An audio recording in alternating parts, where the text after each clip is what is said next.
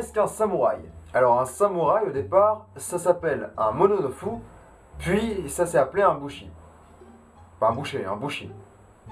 Attention. Samouraï venant du terme saburo, qui veut dire servir. Donc le samouraï est celui qui sert. Au niveau des origines historiques des samouraïs, il y a plusieurs théories possibles. Certains pensent que le Japon était géré comme la Chine au niveau militaire et que c'était géré en circonscription de personnes entre 20 et 30 ans, que des hommes bien sûr.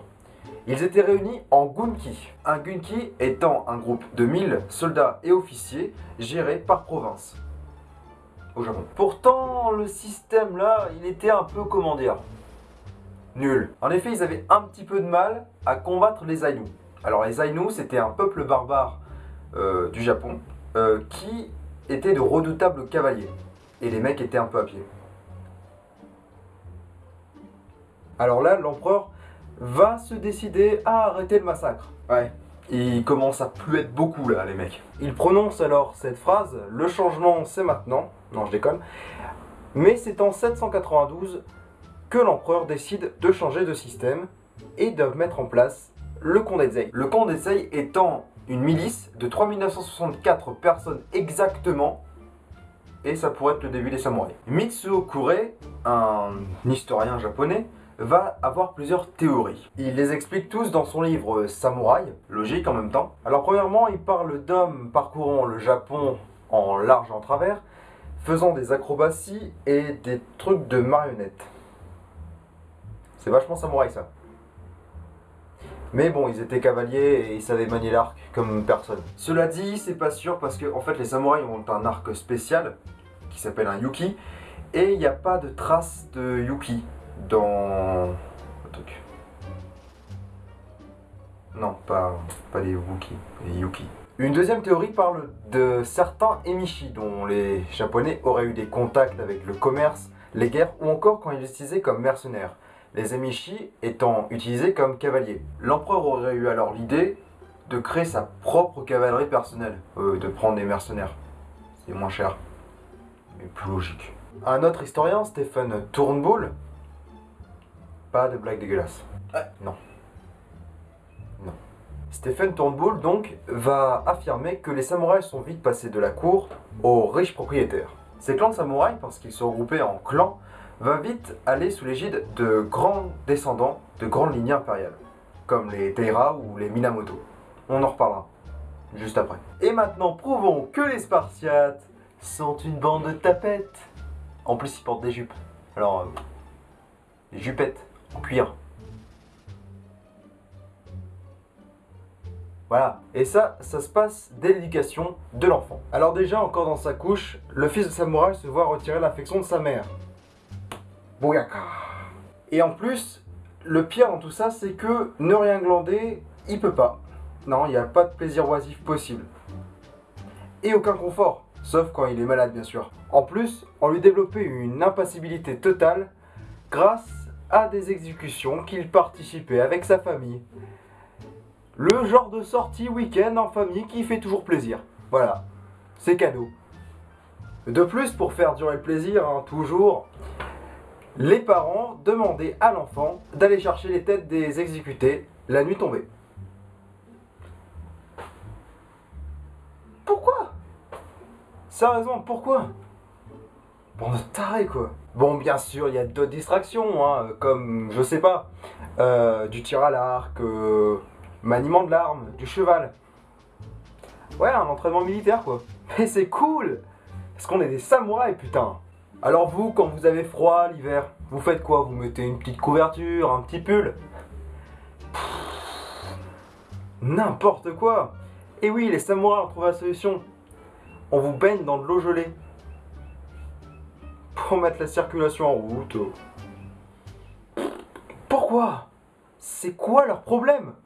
Et en plus, quand on a froid aux pieds, on met des chaussures, des chaussettes. Non! Eux, ils ont compris un autre truc. Ils ont compris que la neige, c'était mieux. Donc ils couraient dans la neige à pieds nus. Ça réchauffe, c'est... Non, non, non, non, non, non, là je peux pas. Je ne peux pas, je n'accepte pas. C'est pas possible. Non, désolé. Mais bon, si vous trouvez que cette vie n'était pas assez rigoureuse au niveau de l'enfance, il y a quand même des écoles militaires plus tard, qu'on appelle des Koryu, des vieilles écoles militaires où on apprend comment se battre, déjà qu'on a déjà bien commencé, mais aussi à vénérer les dieux, parce que les dieux c'est important aussi. Oui, c'est important. Le jeune homme pouvait enfin devenir un samouraï à la fin de son éducation. Alors il pouvait devenir samouraï s'il allait dans un clan, mais s'il n'avait pas d'amis, un peu comme moi,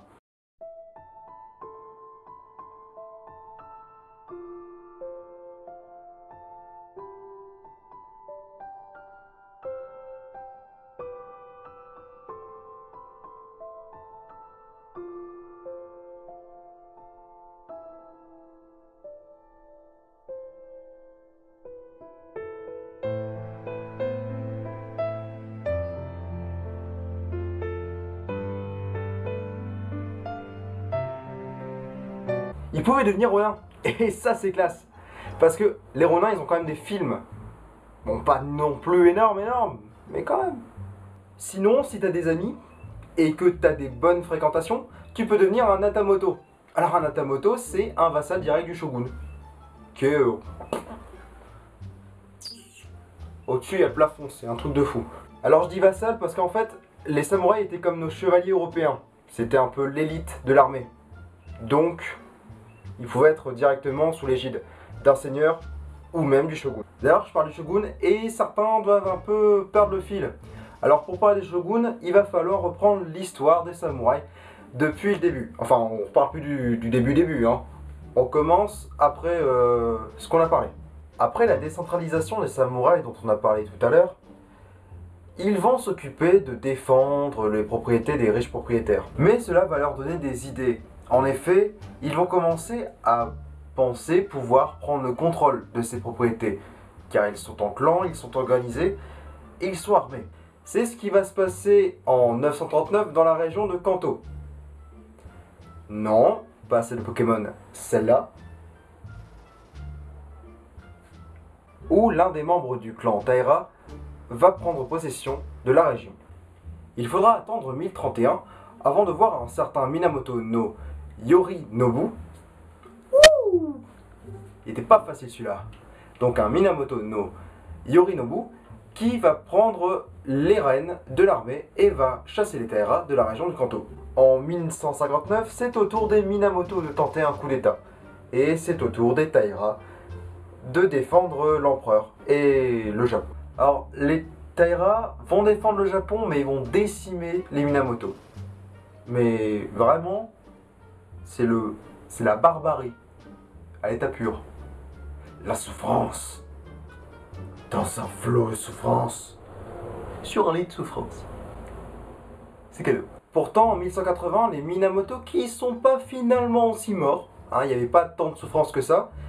Alors les Minamoto, là, ils vont décider de passer à leur tour à l'attaque. Parce qu'il y a une guerre de succession et que l'empereur a 6 ans. Et que c'était plus facile. Peut-être.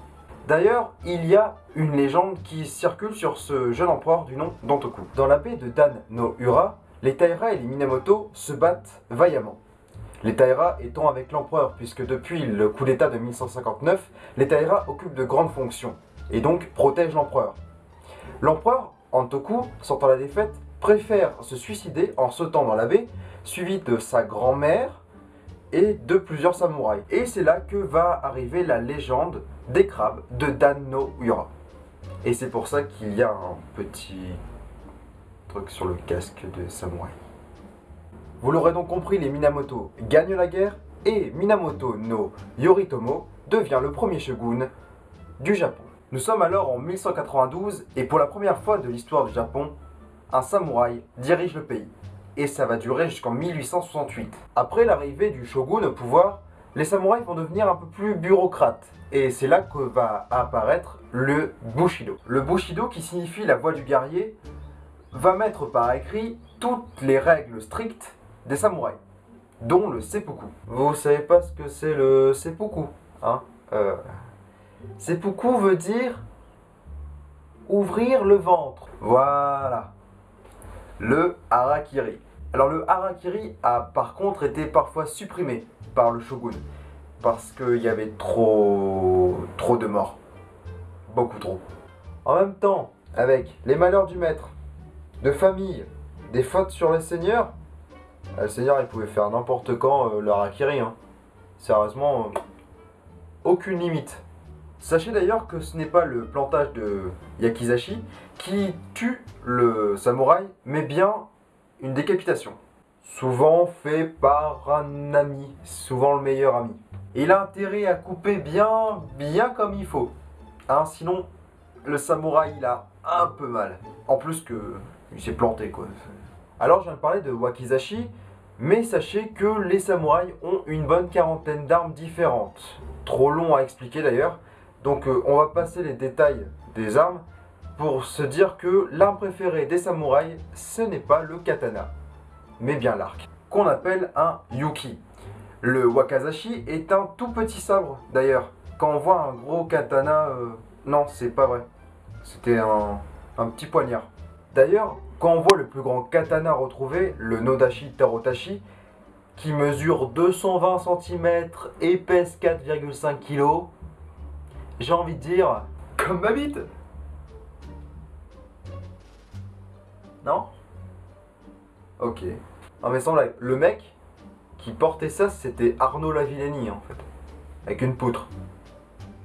Je vois pas d'autre chose. Finalement, les samouraïs domineront le Japon jusqu'en 1867, où, même s'ils sont aidés par les Français, et oui, une période de l'histoire de la France dont peu connaissent l'existence, ils laisseront la place à un empereur. Les samouraïs vont donc perdre toute leur puissance et les katanas seront interdits au Japon. Merci d'avoir regardé ce deuxième épisode d'Histoire d'en parler. Alors merci beaucoup pour vos commentaires, tous géniaux pour le premier épisode. J'espère que celui-là sera meilleur.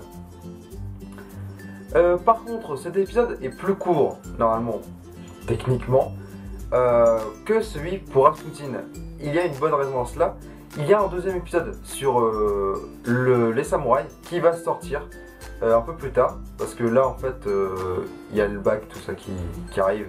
Et ça va être un peu plus compliqué. Donc, une petite vidéo va sortir en plus pour traiter un autre sujet à propos des samouraïs.